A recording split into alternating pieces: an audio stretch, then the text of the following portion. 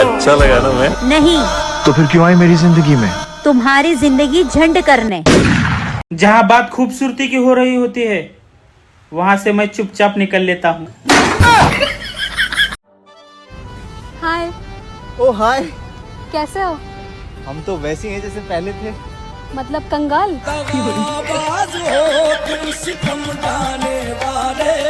तो ये 2 लाइन मेरे दोस्तों के लिए के साले कुत्ते, पैसा खाया मेरा। साले तूने पैसा खाया। गर्लफ्रेंड तो पतली होनी चाहिए ताकि गुस्सा आए तो उठा के फेंक सकें। चलो ले चले तुम्हें आड़ी बाड़ी में।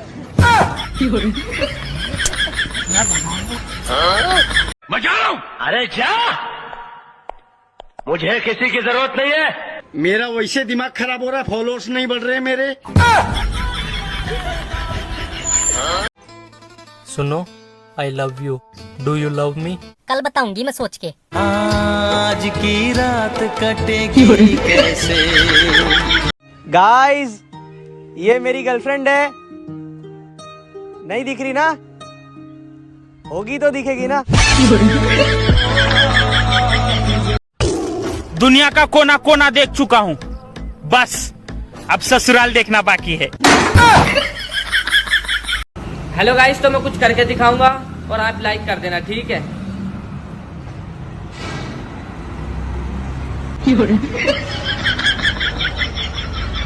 लाइक करो 500 के जान दे।